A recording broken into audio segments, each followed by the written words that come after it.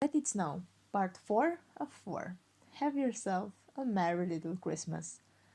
Arteus pulled into one of those truck parking lots, and while I was finding the strength to get up, the three of them decorated the tiniest tree I've ever seen. They were planning to exchange gifts in their 1 hour Christmas celebration, but they didn't get me anything, so they decided to keep it quiet so I don't feel excluded. They literally saved my life, but they didn't deem that a good enough Christmas gift. Their argument was that we would have saved your life any other day. A gift needs to be something that you can wrap.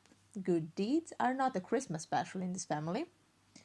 I grew up being a privileged child who got to see Santa Claus every year.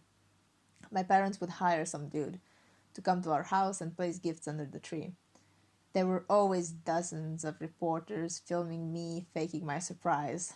I always got the most expensive and useless toys. I remember how one year all I wanted was one of those cheap little cars because all my friends had those. I got a collection card that I was never allowed to unbox. At least that year I got almost what I asked for. Then, when I was 12 and I started to figure out their games and refused to play them, they decided they could get rid of me. And they did. Christmas with my parents was never really Christmas. Christmas at the orphanage was never really Christmas either. So my first real one was with Giz, Artius, and Elvira in a parking lot.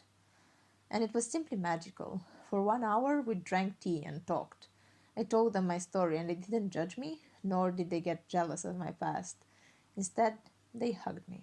The first genuine hug I ever felt. I opened up and told them about all the scary thoughts I used to have back then. I had clinical depression and strong PTSD. I'm better now, but some wounds never heal. Losing the only parental figures we ever had, one by one, was a huge hit for Elvira and me. And it was a wake-up call for us. That's when we realized how important it was for teenagers who grew up like this, without a real family, to have someone they could genuinely trust and talk to. I remembered what Giz wished that year.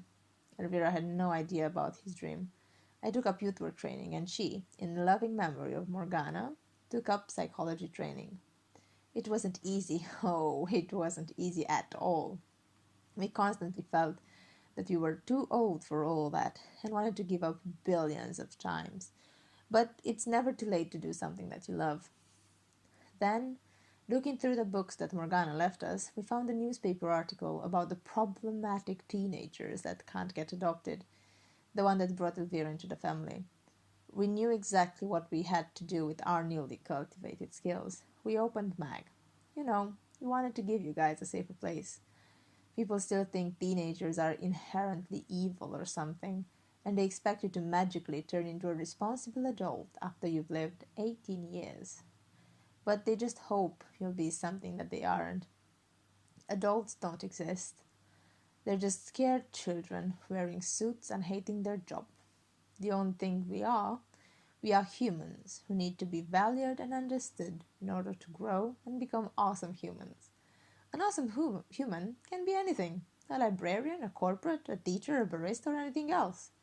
As long as you're supportive of those around you and take care of them, you're an awesome human. There, I told you the story. Are you all happy bunnies now?